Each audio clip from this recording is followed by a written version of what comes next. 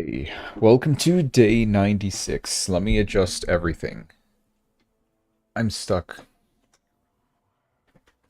Okay.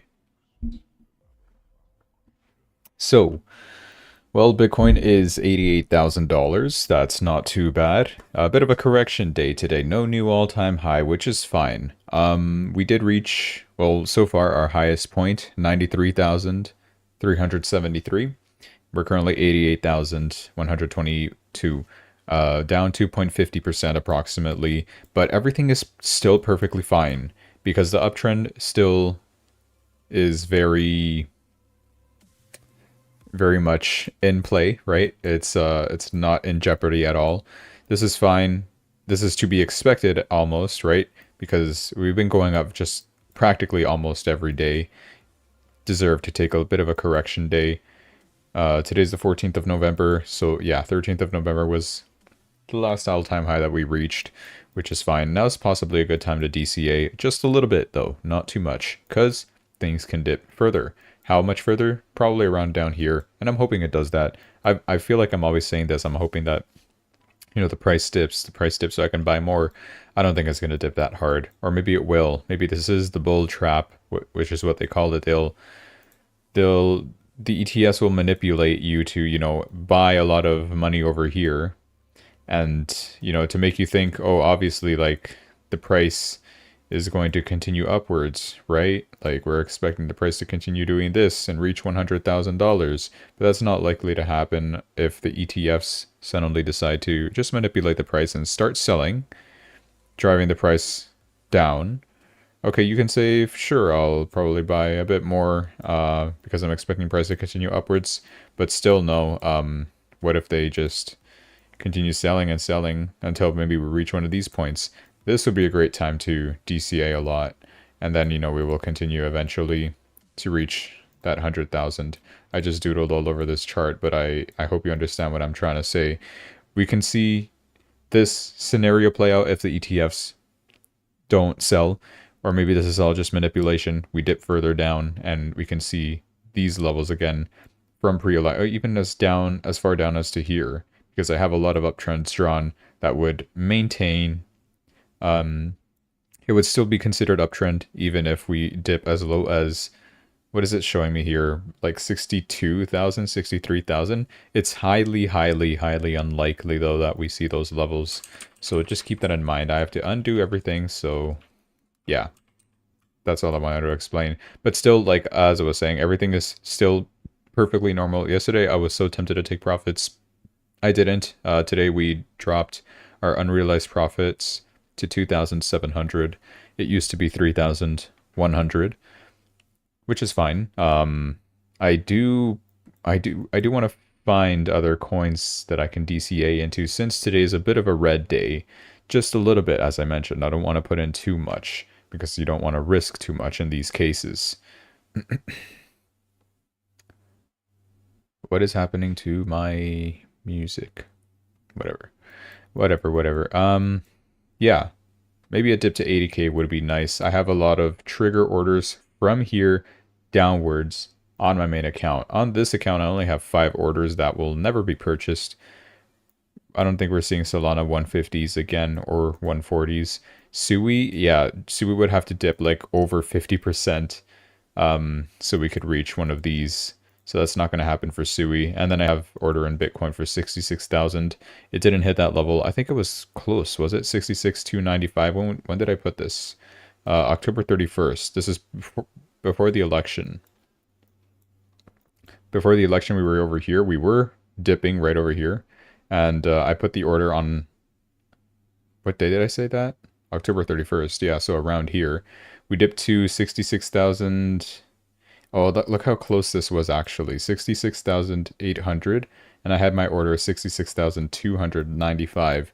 It's probably a Fibonacci line because that's a very specific number for me to have put an order there. So I guess that makes sense. Yeah. But it sucks that this one didn't get purchased. We would be so much higher in profits by then, but it's fine. 2,700, still perfectly fine. And day 100, I will be selling everything, so stay tuned for that. Unless everything drops, I'm just probably gonna I don't know. It depends what happens. On day 100 of this streaming, I might just throw all of my money in and see how far we can go on the bull run. I'll have to pick a coin though. Maybe that'll make it interesting. I'll pick a random coin, or I don't know, not a random coin, a coin that I believe in, of course. But that would be ultra risky. It'll be funny. But realistically, I'm supposed to be trading with this money. I don't know. We'll see what happens. I want to. I haven't shown an update for a very long time on this. If I can open it. Here. My Excel spreadsheet that I keep track of everything. You can see that in the month of November, I have 0 trades so far, and it's been 14 days in the month of November where I've done nothing. Last trade I did was, thank you, it was October 31st. Our equity is 11,320 approximately. We started off with 10,000, and we started off back in June 21 was the first time I did a trade on this. So from there until now, we've made $1,000. Not ideal. We did make a high point of 12,180. I think that's our highest point right over here, which is $2,000 profit, which was fine for 2 months. It's like $1,000 profit every month. But I kind of slowed down because September was a terrible month. October we came back, but only because of this DCA strategy that I've been doing. And I think I'm going to keep doing that for now. So yeah.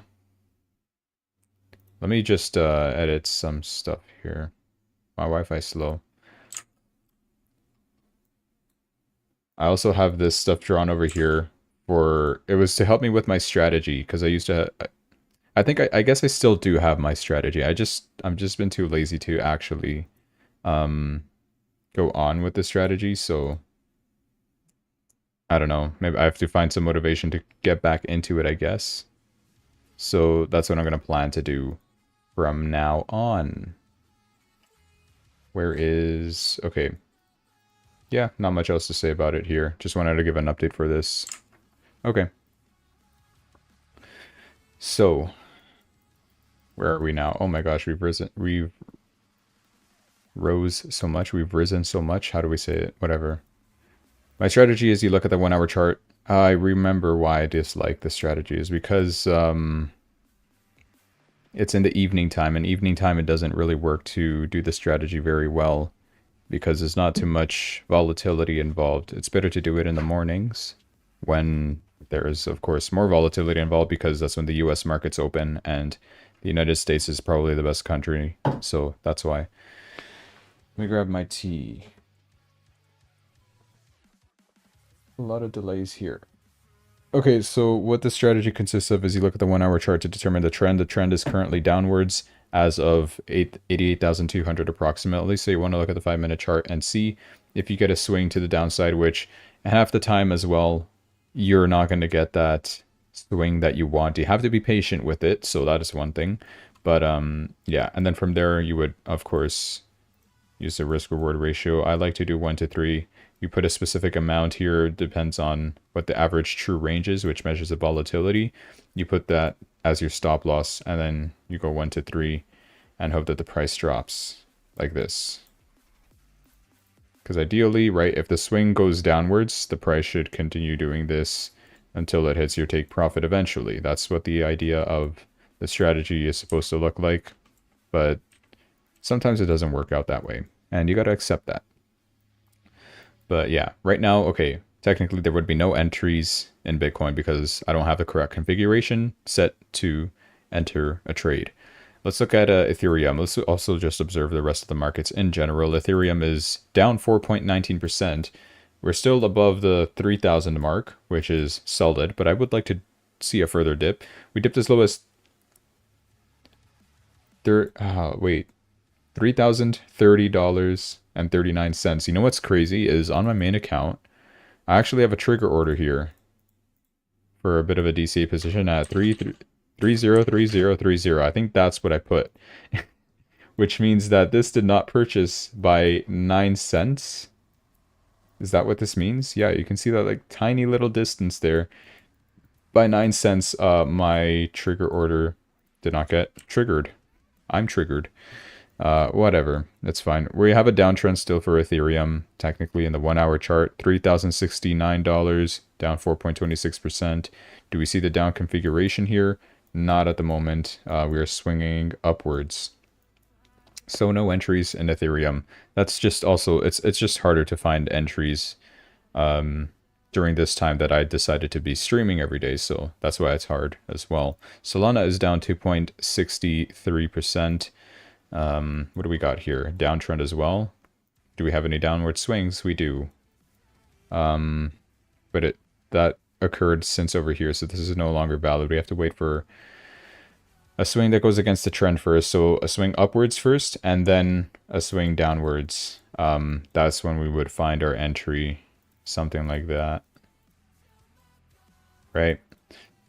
Because, yeah, this doesn't really count. So no entries here for Solana either. But still overall, it's holding above the 200 mark. Similarly to how Ethereum is holding above its $3,000 mark, which is great. And the uptrend still prevails, which is very solid as well.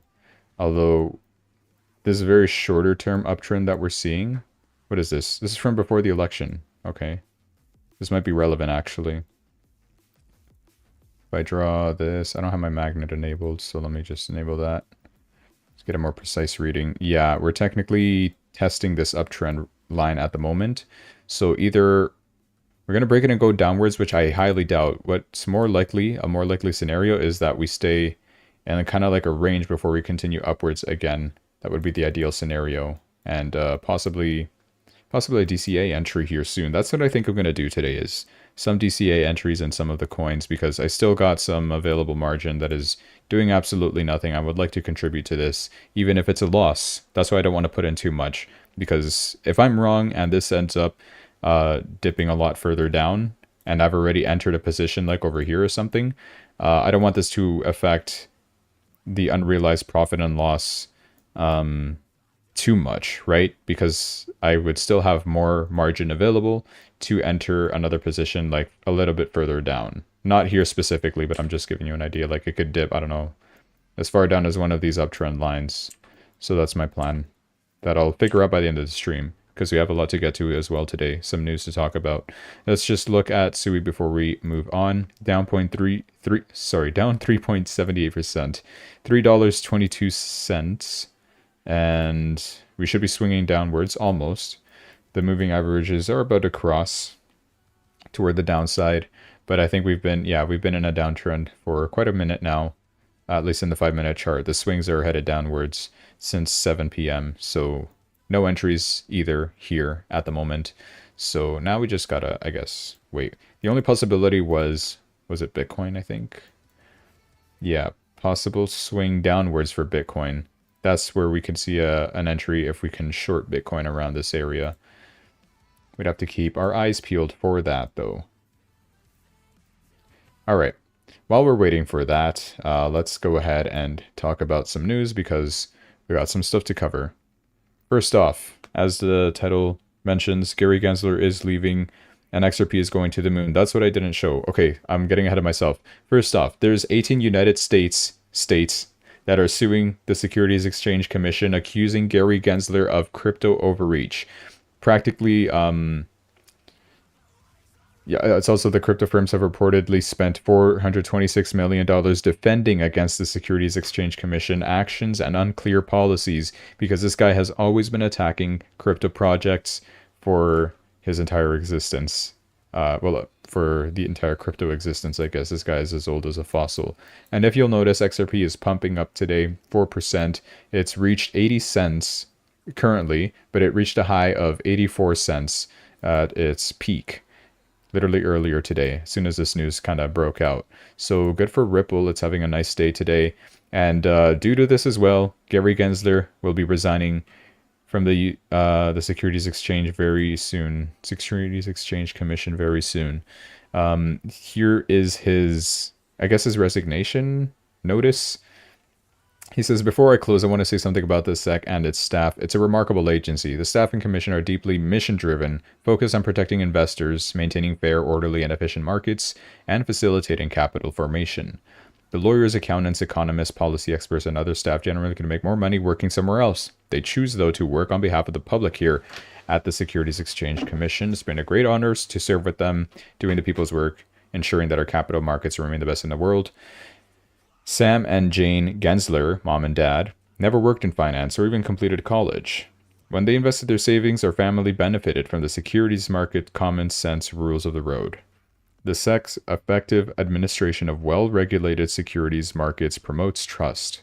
It's what brings investors and issuers to the market. Okay, really, that's it. Okay. I thought I was going to say at least when he will be resigning. It's pretty much rumored, I think, that it will be in December that he will be resigning, because by January, Trump takes office and he promised us crypto bros that he will fire Gary Gensler on day one when he's back in office, which will be January 20. And Gary Gensler's going to pull the move of, you didn't fire me, I quit. So there you have it. Crypto bros are happy at this news.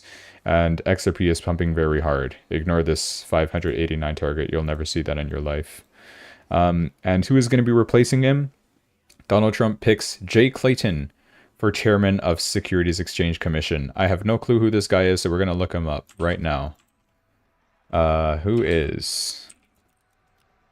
I put in caps lock for no reason. Jay Clayton is a former chairperson of the U.S. Securities Exchange Commission. What? Okay, so he's just a chairperson that's there, and I'm hoping that he's pro-crypto. Is he pro-crypto or something? Because that's what he also promised, right? I think, at least that's what people were speculating. Is Jay Clayton pro-crypto? Former corporate lawyer.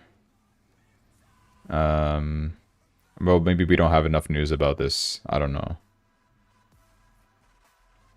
Okay, well, I don't think we know yet, but hopefully it will be good for crypto.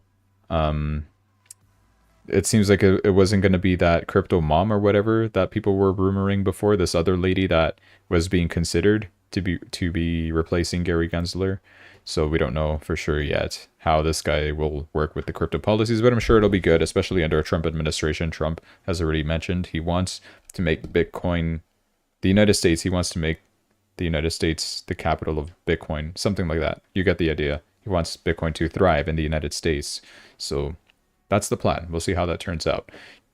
Trump has also nominated our boy, Robert F. Kennedy. He's anti-vax, and he will be leading the Department of Health and Human Services over that other being that was there before from the 2020 administration. But we're good now. I think Robert F. Kennedy will absolutely, with an iron fist, be able to manage this department and make America healthy again, as he promised. And due to this, pharmaceutical stocks started falling after President-elect Trump names RFK Jr. as Secretary of Health and Human Services. You can see companies like Eli Lilly Company, Novo Nordisk, Johnson & Johnson, I don't know what AbbVie or Merck is, or Roche, or Novartis. AstraZeneca is dropping, Amgen, Pfizer is also dropping already in the market close time, right? So if you have positions in that, it's going to drop heavily. Be careful. But there's not much you can do here, post or pre-market, unless your broker allows you to do that if you do trade stocks in those companies. But yeah, I think it's just going to be a temporary thing. But we don't know for sure how severe Robert F. Kennedy will be, I don't know, managing that sector, right? Because he is anti-vax. But I mean, it's good because, not the anti-vax thing, but like, I don't know, I forget what exactly, I'm not a nutritionist, but he said he's gonna, this stuff that's poisoning the kids, I guess, and the food that we're eating, and he's gonna work to get rid of all that poisonous, toxic stuff that we're consuming. So yeah.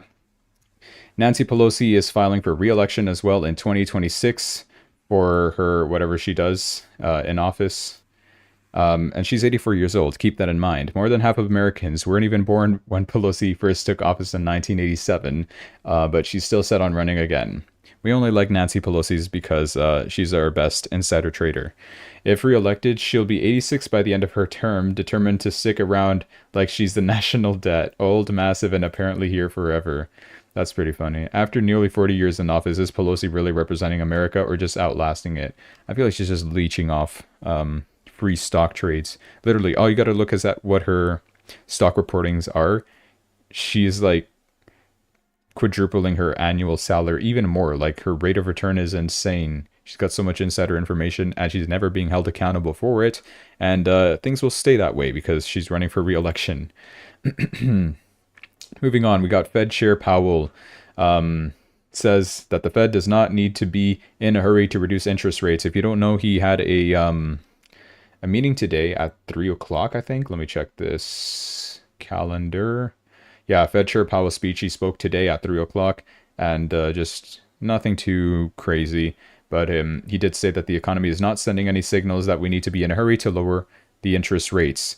So it seems like the much anticipated rate cut in December, it's still in jeopardy, right? Because we do need more data. If I check the CME group, because we did get some data already, which already raised the possibility of a chance of us getting a rate cut. And it seems like it's still high, 86.5% chance of us getting another 25 basis point rate cut in December 18, compared to a 13.5% chance of us not cutting rates for that month. So that's fine. But he's also said, like, I'm assuming he's talking about next year as well, because next year it seems like we're expecting only 2 rate cuts and nothing too major as well. But there's a problem with this, and I'll explain why. I did have another sector here that explains the inflation that's coming that possibly Donald Trump will bring, and how cutting rates is probably gonna not help and possibly send us into a recession. So I'll talk about that soon. Also, it's suspicious because the 50 basis point rate cut in September, what was that about, right? We didn't need to cut 50 basis points in September if we're not in a hurry to lower rates, right? People were saying, oh, you should have cut rates in July, but they didn't cut rates in July. And it seems like that was a mistake. That's why they cut the 50 basis points in September. So this is what we have, is called a stagflation. Okay, so let's talk about this.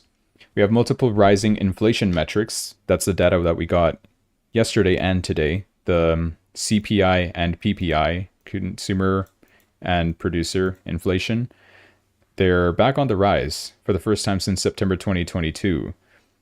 They're back above 3.0%, even as the Fed thought that inflation was heading to their 2% target, which they did mention in their previous meeting. It's clearly not, and the data shows that. Inflation has clearly leveled off above the Fed's 2% target, yet they keep cutting the interest rates. It's supposed to be the other way around.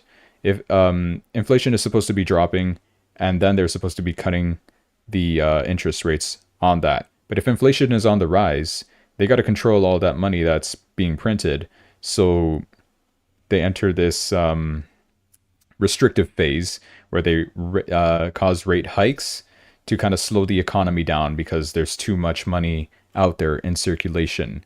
But in this case, it's kind of both headed opposite directions, right? We have inflation rising, but we're cutting rates. That's not right. Something's going on. This helps explain as well why we've seen a straight line higher price action in the 10-year note yield. So for bonds, treasury, right? It's still on the rise, even as the Fed has cut rates by 75 basis points with an unexpected 50 basis point rate cut in September. The rates are still rising, and this would affect stuff like mortgage, loans, anything, credit cards. Many believe mortgage rates are headed to like 8+% next. It's currently like around 7%, I think. Anyways, meanwhile, U.S. temporary help services jobs are down. Okay, this is jobs data, not that important. And just technical analysis here.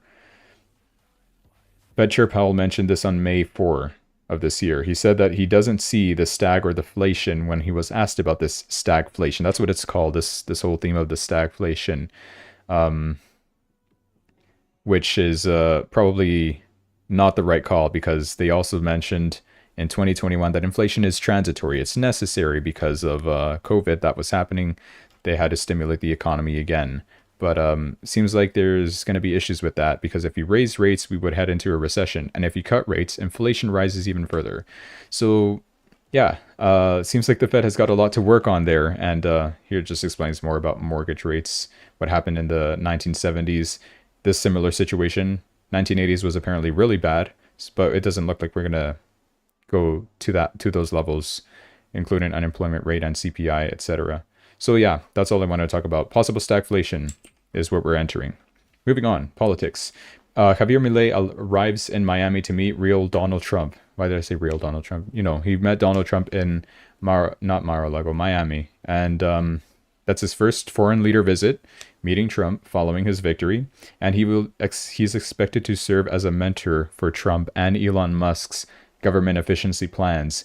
If you missed yesterday's stream, Department of Government Efficiency is now a real thing. Elon Musk and Vivek Ramaswamy are going to be managing the department to ensure that that everybody is doing their job. And if you're not doing your job, you get out. Why do we hire you, you know? So that's great. It'll help cut costs on government expenses, etc. That'll be great. Vivek Ramaswamy plans to reach out to Ron Paul as well for assistance with the Department of Government Efficiency. I heard Ron Paul is great, so I'm happy to see that. They're using his help, as well as Javier Milei's help, because in Argentina, Javier Milei did a great job with, kicking out all these people that do nothing in his government to replace them with things that you actually need, right? Cut down on government expenses and improve the economy overall, because Argentina was going through some crazy inflation.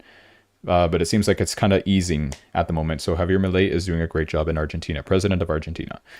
Elon Musk also is it's just impressive to see him getting involved into the politics now, because now that he's the head of Department of Government Efficiency, and he's also, he spoke with Zelensky, with Donald Trump, to negotiate peace plans, etc. Apparently, he also is speaking to Iran's ambassador to the United States to engage in discussions on easing tensions between the United States and Iran, because, of course, those are high. We don't want wars to break out. Trump has promised to end the wars, and he's doing a great job at that so far.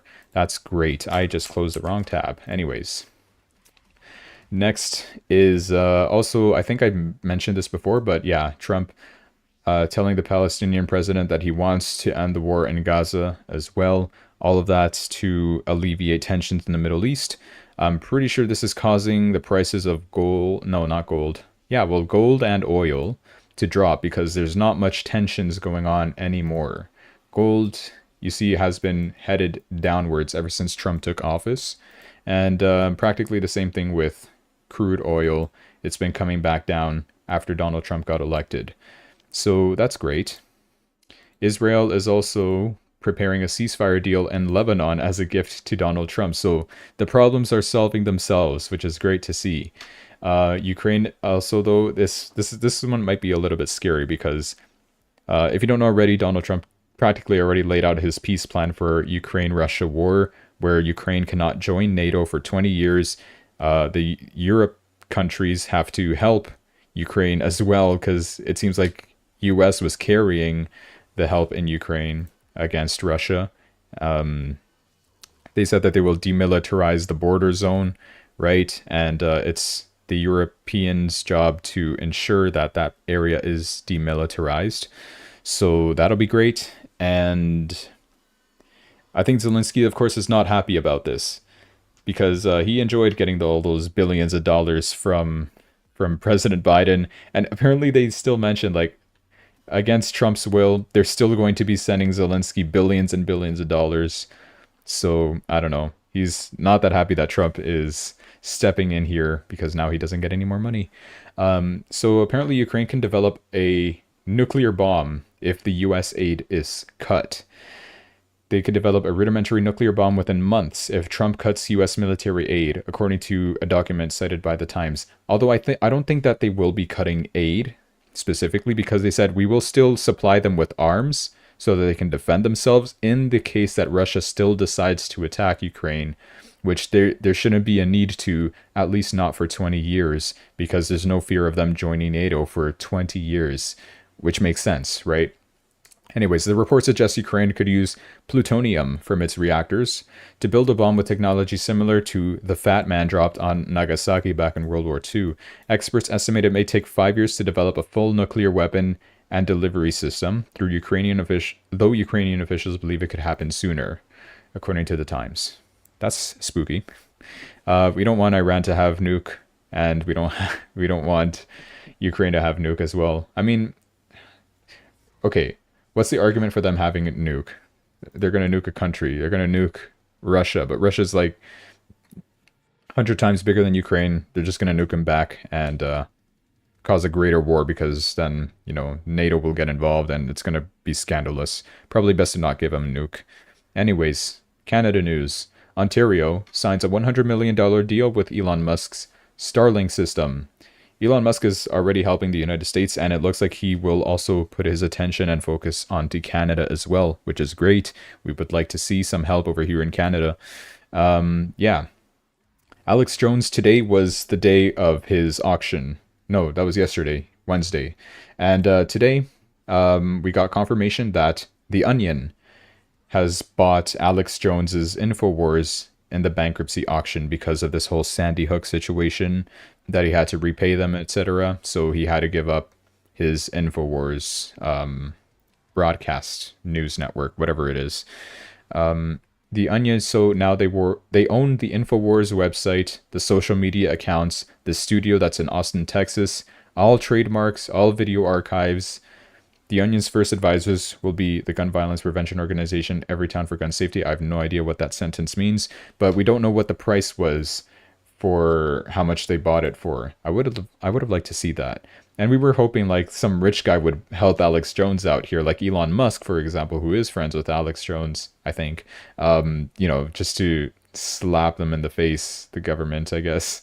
So, you know, he could buy InfoWars because he's the richest man in the world, Elon Musk, and then just give it back to Alex Jones, and we'll all be fine and dandy. I do enjoy the Alex Jones, so it's funny, entertaining, fascinating stuff that he talks about.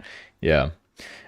Speaking of rich people, Jeff Bezos still selling his shares of Amazon with little to no impact on the price, I don't think. Apparently he completed his planned Amazon share sale plan. Okay, cool. I'm going to look at Amazon stock because I have not seen that in a minute and a half. Some drops. I mean, it's at all-time high levels. It makes sense that he's just taking massive profits. Look at this goofy Fibonacci I had over here from ages ago. Yeah, well, sure, some drop in the price, but it's not too significant. It's just like literally what we're seeing with Bitcoin right now, right? And larger scale. Let me go here, 4-hour chart. We're practically seeing the same thing. This is like people taking profits at this point, right? I don't think ETFs are selling much, are they? Where is my ETF thing? It's over here now, because I deleted other stuff. Well, never mind. Look at that. We have some outflows today. That must explain the drop. In total, of $527 million outflow. I'm sure BlackRock will save us, right? A $500 million inflow from BlackRock alone would just save this whole thing. But yeah, it seems like Fidelity, Bitwise, and ARK have been selling 179 million, 113 million, 161 million. And Grayscale, no surprise, they're also selling, but not too much. 69 million and 5 million. Yeah, and BlackRock always reporting late, so we don't know until the end of the day. From yesterday, though, BlackRock inflowed $230 million. Pretty neat. Days before that, though, we've had $1 billion inflow, 700 million. That's pretty significant. And we're going to see these numbers cumulatively in total with all these ETFs. When the bull run actually hits, supply shock will hit as well, because there will be no Bitcoins left on the exchanges, little to no Bitcoins, and that's just going to jack the prices way higher. So expected in 2025. Brace yourselves. We don't know how big this bull run cycle will be. We're still just getting started. There will be dips along the way, so what we're seeing is just a correction. It's completely normal. Everything is still in play. The uptrend it prevails. It's all fine. 100K next very soon. No need to worry. But I do hope that we see a nice little dip as well, so that I can put more money in, because I need to buy more. I didn't buy enough. Anyways, that's all I wanted to check. Amazon, buy. You know who else is buying? Warren Buffett. Warren Buffett, for the first time, after he sold a lot of his like Apple, Bank of America stock, made significant profits because that guy buys and holds for years, which is probably the best strategy. The most simple strategy is just buy something that you know is good and hold on to it for years, right? Yeah, anyways, he had a total of $325 billion in cash waiting to buy something. We were scared because he's like, okay, he has this $325 billion. What does he know that we don't know? Is he going to buy a significant crash? It looks like that significant crash is not going to happen anymore because this happened before the elections where he sold all that. And yeah, I don't think we're it was because of maybe Kamala Harris, some crazy policy of hers that could have drove it. Yeah, could have driven the prices of literally everything down in the stock market. She was going to tax our unrealized gains, guys. Look how crazy that is. But anyway, that's not going to happen anymore. Warren Buffett updated us on his portfolio. Q3 2024 portfolio update. Buffett made 2 big buys, and he did sell more existing positions. So here's what we need to know. Berkshire Hathaway's latest earnings, they announced their cash balance hit a record $325 billion. Berkshire Hathaway, if you don't know, is his, I guess his index, his portfolio, his stock, not stock. You know what I mean. They have a cash position relative to total assets, which jumped to 28% in Q3, which is the most in at least 34 years. They now hold more treasuries than the Fed. That was also no big surprise. I did see that from before. Warren Buffett also announced that the stock buybacks were halted. That doesn't make sense. I want to see what he bought. Okay, so he bought Domino's Pizza and Pool Corp. That's interesting. Really? Domino's Pizza? And what is Pool Corp? I never heard of these. Oh, I heard of Domino's Pizza, but not Pool Corp. The heck is that? Pool is the ticker. Let's see. Oh, of course. Look how much this jumps as soon as people hear, oh my gosh, Warren Buffett bought the stock. He must know something. Yeah, here it is. Like the news 4 hours ago. Berkshire bites into Domino's Pizza and dips into the pool. Oh, that's pretty funny. Nice allegory. Interesting. The technicals don't seem too appealing. It seems like it's been going in a range for a while. But keep in mind, this guy's going to hold onto this for years. So you got to look at this in a bigger long-term scale. This company has existed since 1995. And it's reached its peak in 2021. What do? Please. Engage in the wholesale distribution of swimming pool supplies. Okay, yeah, fair enough. Equipment, leisure products. Would people be buying more pools in the upcoming years? Is that what's happening? There's products like packaged pool kits, whole goods, irrigation, landscape products. Okay. That's interesting. All right, so pool products. Awesome. I do have a pool, so yeah, maybe I might buy this. I don't know. I don't know. If I see it at a good price, like, I don't know, I'll have to analyze this appropriately and then try to figure out where I could maybe DCA a little bit of money and see how that goes.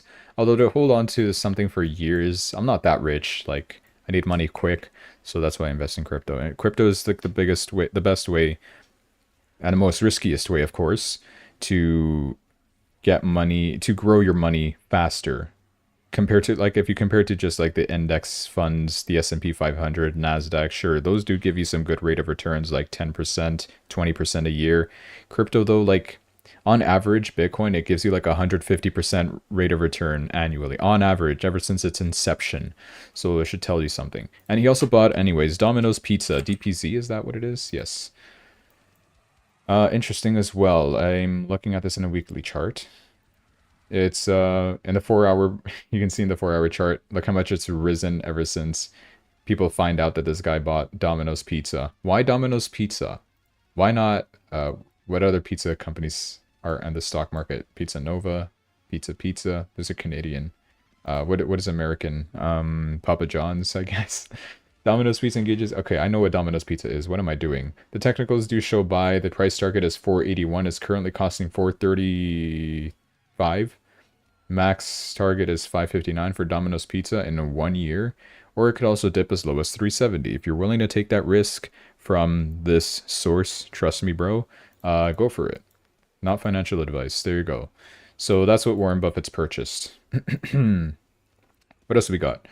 Both stocks have risen, of course, in the post-market hours. No surprise. 8% for Domino's Pizza, 5% for Pool.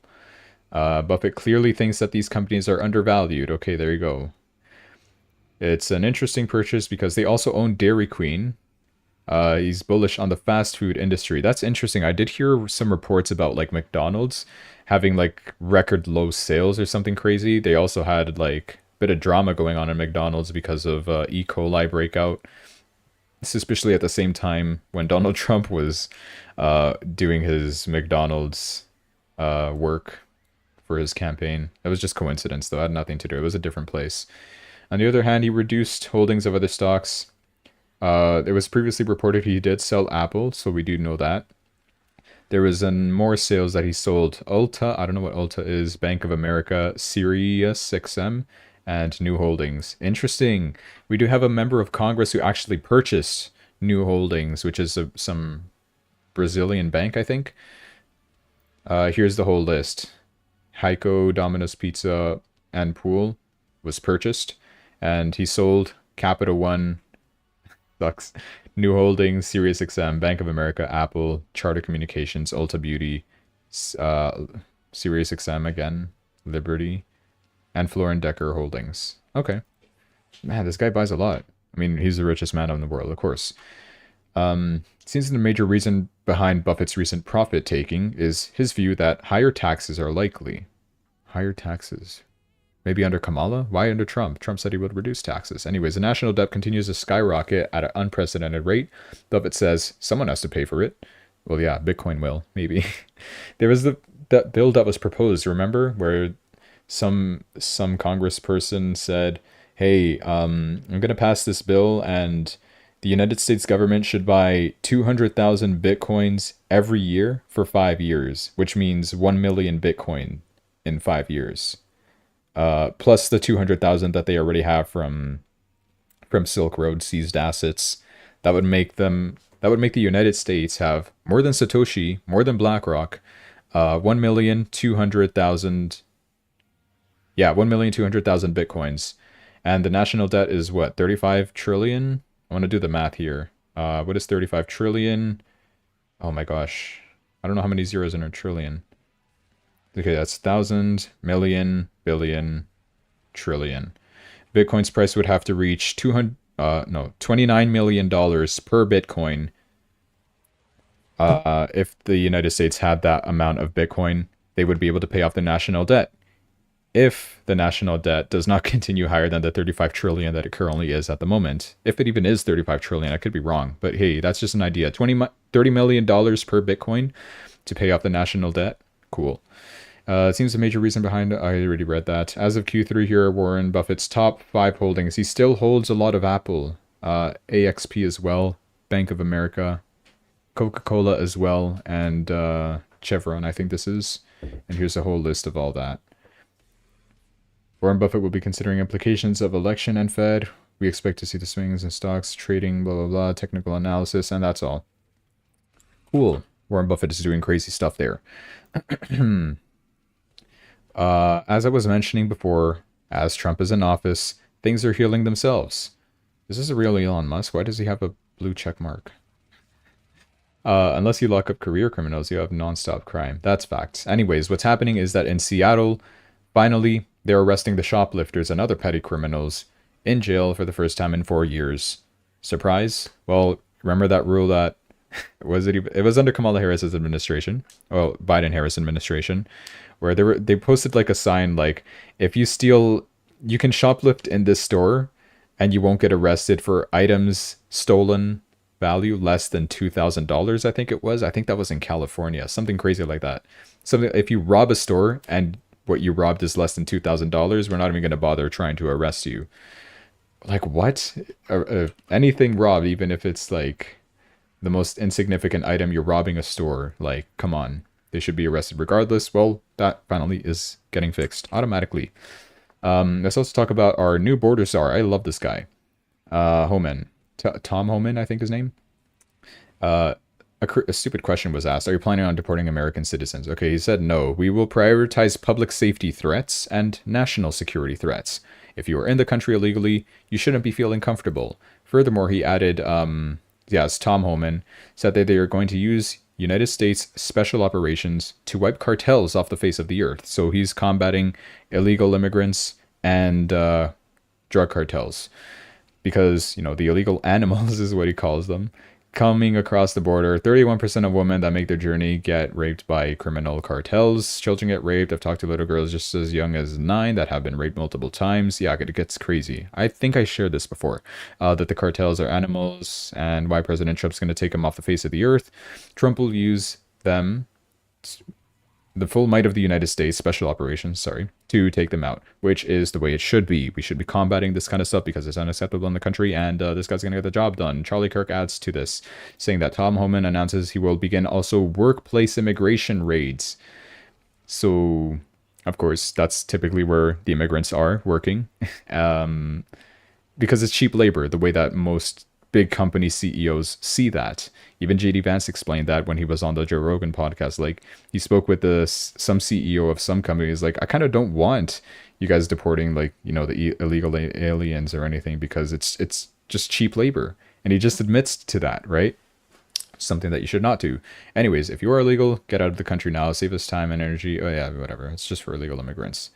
Yeah, cool. Hey, did you guys know that there was a building on fire? This is not 9/11, by the way, okay? A building on Manhattan just got set on fire. I don't have any more details, but yeah, here's like more footage.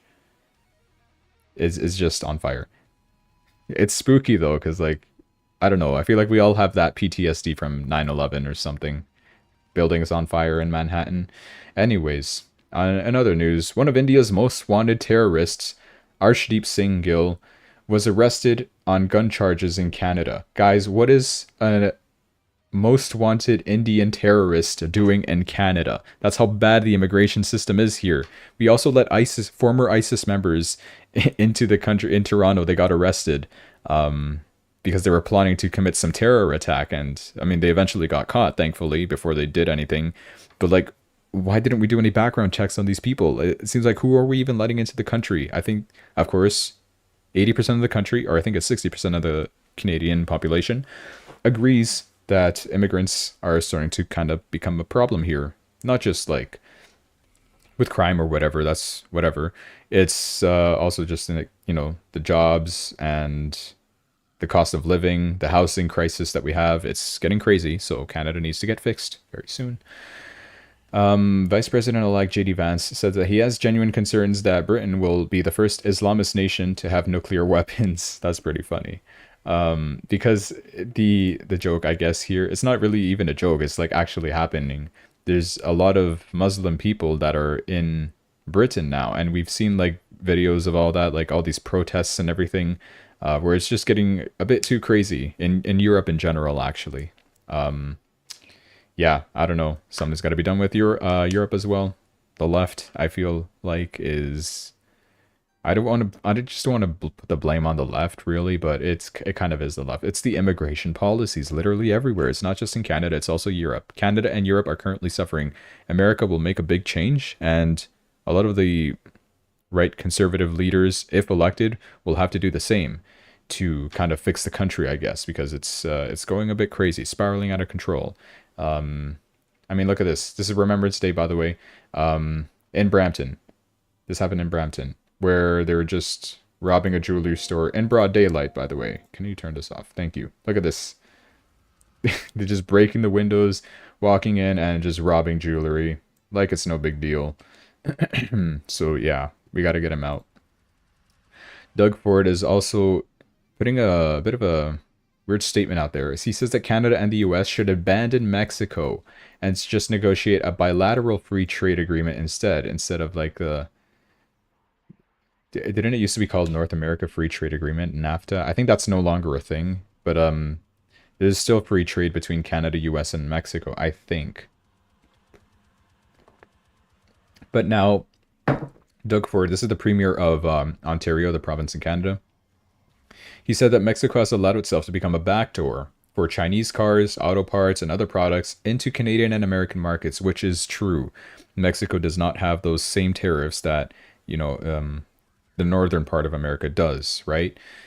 And that's one thing that Trump also mentioned in one of his rallies, where that's where the famous clip of the bloodbath came out from, right? Because of China using Mexico to import their products cheaper, like a backdoor, right? They don't have, because if they import products into America, they get a big fat tariff on that.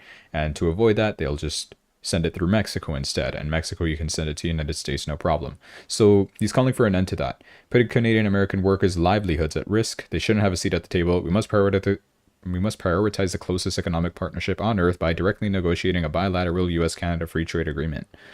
Yeah, maybe that is the this thing. Left meltdowns. Remember Don Mellon? He's still ranting. He's still putting out statements. Oh, I'm leaving Twitter. I'm leaving Twitter. For the fifth time. It's not an airport. You don't have to announce your departure. Bye bye. You can go to Blue Sky or whatever the other thing is. You know what else is kind of great though? Is AOC possibly getting red pilled. This is news that came out days ago from November 11, but I waited until now to kind of accumulate as much clips as I can. Alexandria or something Cortez, I forget her name. I'm sorry. I keep forgetting her name. AOC, whatever. I don't know why everybody just calls her AOC. I'm just going to start calling her that now. Democratic Congresswoman. She called Kamala Harris a fake person that people were sick of, and which means, liberals attacking liberals. That's getting a bit crazy. And then she also came out as well to ask the Trump voters, which podcasts, accounts, people, what do you guys listen to? What do you like? Which podcasts, etc. Yeah, she is possibly getting red pilled, and there's today is what the straw that broke the camel's back, because she removed her pronouns from her bio, which is something that I feel like it's more of the left kind of people that do this. Like, if you have pronouns in your bio, like, come on, you're clearly a man or a woman. I don't think it's that. Unless you have to specify what you are because people can't tell. I guess that makes sense. But still, no. Me personally, you'll never catch me dead using pronouns in my bio. And she removed hers as well. Rip AOC's pronouns in bio from 2020 to 2024. Maybe she's realizing something. She's becoming based, at least, after getting a nice lecture from Tom Homan himself on the immigrant situation. Anyways, do you guys remember that the United States was going to ban TikTok? Apparently Trump is going to stop the potential TikTok ban, so that's no longer going to be a thing. You'll be able to scroll TikTok forever, freely. So smile about it.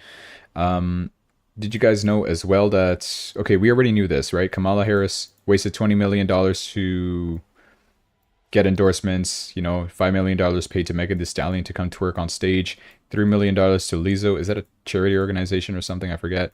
$1.8 million for Eminem to talk on stage. There's a funny video of this, actually. I don't have it here, but literally some guy playing like a piano beat while Eminem was talking on the stage. And it just sounded like the intro to a rap song. Literally like the intro to Lose Yourself. It was funny. And then $1 million for Oprah, which Oprah denied. And also for the Call Her Daddy podcast, which barely got 1 million views. And she could have gone to Joe Rogan for free, but she didn't. And that's possibly why Kamala Harris lost the election. Can we stop talking about Kamala Harris? You know who else is going on Joe Rogan podcast? Michael Saylor. This isn't priced yet in the Bitcoin price. So, hey, what will he talk about on the Joe Rogan podcast? Who knows? We already see what the Joe Rogan podcast can do in terms of numbers, in terms of elections, etc. It's going to be significant. So, yes, can't wait. I'll be listening to that when it comes out. CZ is posting that look at him. He's with Vitalik Buterin. So this is the CEO of Ethereum, if you don't know, and this is the ex-CEO of Binance, who already released from jail. He's free, man, and he's got his millions. I don't know what they talked about, but they were talking. I just wanted to point that out. CZ has also mentioned that many nations will use Bitcoin as reserves and other cryptocurrencies too, which is interesting because the United States, we were literally hearing them talking about that. And you know who else has Bitcoins? Bhutan government. Apparently they have a lot of Bitcoin. They transferred $33 million just now to Binance. I don't know why. Maybe to buy more. Hopefully hopefully not to sell or diversify into altcoins. That would be the funny answer, the best answer. But you know who's also taking notice of what the United States is planning to do with Bitcoin? It's China. Hashkey Group CEO Qiao Feng from China suggests that Trump's pro-crypto administration may push China to relax the restrictions on Bitcoin and digital assets. So, like I said, remember that bill that I was talking about where US could buy 1 million Bitcoins in 5 years? China doesn't want to stay behind. Of course, when it comes to that kind of stuff, maybe they'll remove the restrictions and also start competing. It's going to be like this Bitcoin race, who can have the most Bitcoins. We're going to see governments possibly holding more than the actual Satoshi Nakamoto. That would be insane.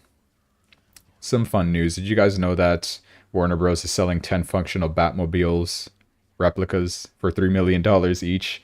Functional Batmobiles, guys. I don't know if you like Batman or not. And just disappointing news for Canada. Well, not really. It's just so big that it's something I couldn't avoid talking about. Taylor Swift is in Toronto for her Eras tour or whatever. I don't listen to Taylor Swift. Whatever. But anyways, what's pathetic about this is that Toronto is moving the homeless out of the way. They're like, all these homeless people that are in downtown Toronto, get out. Shoo, get out. So that Taylor Swift can come in here. And so they're willing to do that. Like, literally, the city of Toronto is willing to do this for Taylor Swift. Probably, sure, the most popular singer in the world, possibly as of right now. But they won't move them into safety so that the normal good people of Toronto can enjoy the normal parks and city every day. If you go to the city of Toronto any normal day, you're going to see a lot of homeless people because the economy is messed up. But when it comes to Taylor Swift, oh, now they do something.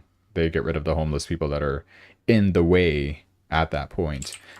And it gets worse. And this is an account from, it's not the actual Justin Trudeau, but it's Justin Trudeau's ego. It's just a meme page. He's saying, my Liberal government is well known for spending your tax dollars responsibly. That's why I'm closing the highways to give Taylor Swift a police escort down the 427. It's a highway. I idolize Hollywood celebrities because I used to hang out with them all at the Diddy parties. That's a lie. It's just jokes, but this is real though. They closed down a whole highway, a busy highway, so that Taylor Swift can reach her thing with police escorts. It's not like she's the president or anything. Sure, this is something typical for us to see for Donald Trump or Joe Biden. Sure. But for Taylor Swift, come on, man. Come on. And same thing with this motorcade as well. The only person with a bigger motorcade than I have, Taylor Swift. Of course, we won't mind her pay any climate taxes to change the weather, but I will tax every Canadian family enough to drive them into poverty. Because that's another big issue with Canada is the carbon tax. We're getting a lot of that, and it's also ruining the economy. Anyways, out of all that, Bitcoin is starting to kind of recover. Like I always said, the uptrend still prevails for Bitcoin. That's all the news I had for today. I just want to take one last look at Ripple before I end my stream. And I also want to DC into other positions. Wait, it's up 18%. What is this lie? Look at this. 82 cents right now. It was at 80 when I saw this. We did already see the high that it just pushed at 84. Is this a yearly high for Ripple? I'm pretty sure it might be. It might actually be. If this would be kind enough to load, I would appreciate that. Anyways, I think it is. What is this? Is this March? July 2023. Yeah, so this is a new yearly high for Ripple. There you go. Breaking out of all these lines. We're so back. Ripple is so back. There you go. Do I have some Ripple on my main? Okay, I might have to check that out after this. Yeah. But yeah, here we go. 2,700 still for my portfolio. It did reach a high of 3,100. Day 100, remember, I'm going to sell it all. It's all going to be gone. So yeah, that's all. All right. What am I buying today? What am I buying today? So I dislike the prices of everything, but I'm still going to buy because I FOMO, which is something that you shouldn't do. It's okay. BST account here. 3x leverage is all I'm going to be using. And I'm putting something simple. $100 is all you get. I want to get exposition into SUI as well. Wait, I do have exposition into SUI. What am I talking about? Okay, it's up $600. I want more though. So that's why I'm doing this. It's not going to give me too much gains. It's also not going to give me too much losses, but it's to further reinforce my positions, kind of in a negative way. But it's still fine. I'm going to do it. $100 and everything for today. Ethereum, you get $100. 3x leverage. Although, yeah, whatever. 3x is fine, honestly. It's not going to be too crazy. I'm not going to expect too much gains or losses from those. So, yeah. $100 for Solana. And lastly, Sui. I do also, though, want to diversify into other alts that I feel like are a bit undervalued, if you want to stay tuned for that. What I got in mind is Litecoin. Litecoin has got a new intern on Twitter. Oh my god, it's already up 9%. Am I late? I'm late. Look at this pump. 10% pump. That's from last night. Oh my gosh. I was analyzing this right before here. It was a $75. Yeah, $75 right over here. And it reached a high of 85 immediately. That is insane. Well, okay. What I was explaining is that they got a new intern and he's been memeing a lot. So Litecoin's been doing its thing. 82 though, it's still decent. I remember buying this at that price anyway. I don't want 15x leverage. That is insane. You're crazy. $100, 3x is all I'm putting here. And I want to... I'm going to put another trigger order at 76 with 76. There I'm comfortable dropping 300. If we see a further dip from there, like around these levels pre-election, I'm dropping 500 on that. Not too much, obviously, because I still have to ensure that my margin is available. Look, everything's losing. That's fine. It'll win in the long run, and that's what I'm more confident about. Did I enter Sui yet? I don't think I did. No, I did. Okay, so Litecoin was one of them. Polkadot was the other one. Let me look up CoinMarketCap. Ripple is gone. Cardano's practically gone. Although Cardano still's got a ton of potential for this whole cycle, because they've made a lot of improvements to their chain, and I mean in 2021 when those improvements weren't there, this was a lot higher, $3 higher practically. So just keep that in mind. Shiba Inu, I don't want to get into that. Pepe had a great day yesterday. Why isn't these ones loading? Thank you. Polkadot is what I wanted to check. I did not really like Polkadot because of its inflationary nature, right? I did explain that in a previous stream. But I feel like it's got a potential to reach at least $10. Look at the yearly. It reached a high of 1154 in March.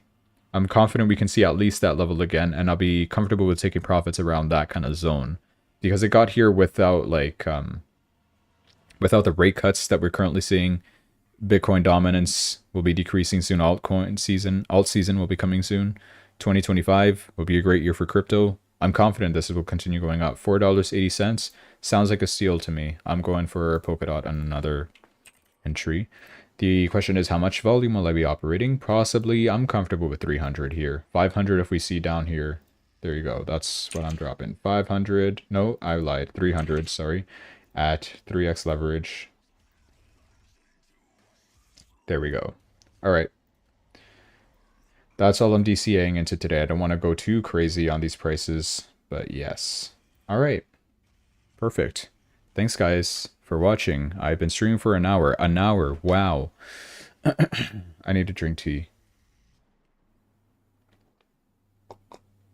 Hope you guys enjoyed the stream. Hope you guys are happy that Gary Gensler is bye-bye and Ripple go up and AOC possibly Republican. I don't know. They were checking if AOC would become the presidential nominee for 2028.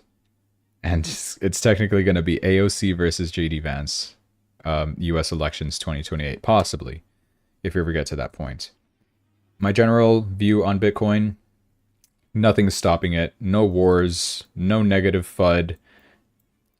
Trump pro-crypto, everything pro-crypto. Gary Gensler gone to the moon now. 100K next. Yeah, send it. All right, that's all. Thanks, guys, for watching. Like, subscribe, and I'll see you tomorrow. And yeah, that's all. Bye.